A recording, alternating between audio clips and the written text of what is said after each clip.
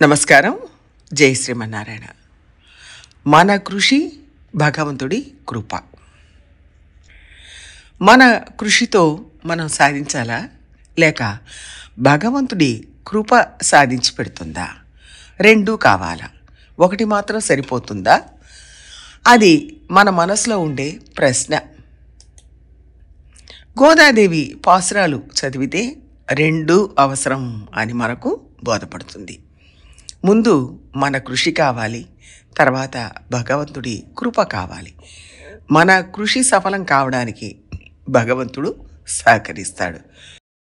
நீராட போதுவீர் செய்யும் கிருசைகள் கேளீரோ, நெய்யுண்ணோம் பாலுண்ணோம் நாட்காலே நீராடி ஆந்தனையும் கைகாட்டி ఉత్తమన్ పేర్ పాడి చాతి నీరాడినాల్.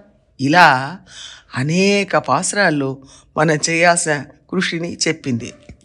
నీరాడ పొద్దువీర్, పొద్దున్నే స్నానం చేయడానికి వెళ్తాం. చెయ్యం కిరిసేగలికెళ్ళిరో, మనం చేయాల్సిన క్రియల్ని వినండి. ఈ వ్రతంలో నెయ్యి, పాలు ఇలాంటి పదార్థాలు మనం తీసుకోము.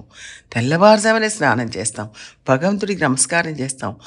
చేసి ఏం చేస్తామంటే ఉత్తమన్ పేరు పాడి, ఉత్తముడైన భగవంతుడి నామాలను కీర్తిస్తాం, ఆ నామాల్ని చెప్పుకుంటాం. ఛాతి నీరాడినాలు, ఆయన కోసం మనం స్నానం, అంటే ఆయన కోసం నోము నోచాలి, ఆ నోము కోసం స్నానం చేయాలి. ఇలా ఇవన్నీ మనం ఒక ప్రయోజనం సాధించడం కోసం చేసే క్రియలు, మనం చేయాల్సిన క్రియలు, వాటిని ఇలా చెప్పింది.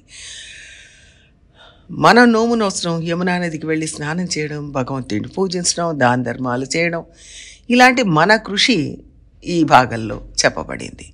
ఇంకా వాయినాల్ పాడి ఉళ్ళత్తుకొండు నారాయణన్ మూర్తి పోవార్ పోగిండ్రారై పోగామల్ కాత్తు అనే పాసుర భాగాలు చూసినప్పుడు భగవంతుడి నామాన్ని చెప్పాలి, ఆయనకు సంబంధించిన కథలను పరస్పరం చెప్పుకోవాలి అని మనకు తెలుస్తుంది. అంటే ఒకవైపు సమాజంలో ఆర్తుల కోసం దానం ధర్మం చెయ్యాలి, కర్మలు చేయాలి, పుణ్యకార్యాలు చెయ్యాలి.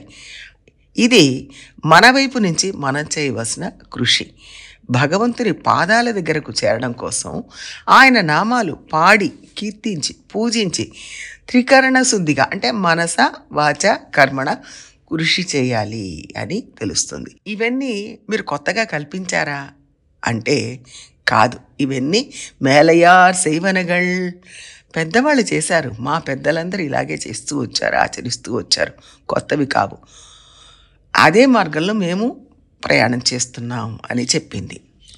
ఎప్పుడు చేయాలి అంటే సిత్తం సిరుగాలే వందున్నై చేవిత్, కాలే సిరుగాలే సిత్తం సిరుగాలే, అంటే పొద్దున, తెల్లవారుజామున, ఇంకా బ్రహ్మ ముహూర్తం 4 గంటల వేళ వచ్చి నిన్ను సేవిస్తున్నాం అంటే దానికి మాకు ఆసక్తి ఉందని అర్థం కదా. అంటే నిన్ను సేవించడంలో మాకు ఆసక్తి ఉంది. అట్లా చాలా చోట్ల గోదాదేవి మనం చేయాల్సిన కృషి గురించి చెప్పింది. కేవలం ఈ కృషితోనే ఫలితం వస్తుందా అంటే రాదు. మన కృషి ఒకటే చాలదు, ఆయన కృప వల్లనే ఫలితం వస్తుంది.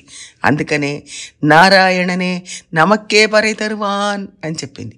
ఒక 5 ఏళ్ల బాలిక అయిన గోదాదేవి కొన్ని వందల సంవత్సరాల క్రితం మనం చేయాల్సిన కృషి గురించి, భగవంతుడి కృప గురించి ఎంత చక్కగా చెప్పిందో చూడండి.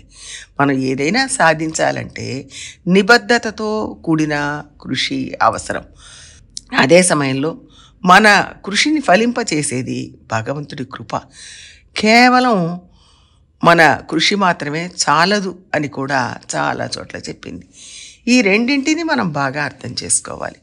మన కృషి ఉన్నప్పుడు ఇక ఆయన చేసేదేముంది అంటే అది అహంకారం అవుతుంది. అంతా ఆయనే చూసుకుంటాడు, మనం ఏం చేయక్కర్లేదు అంటే అది ఆయనకి ఇష్టం ఉండదు.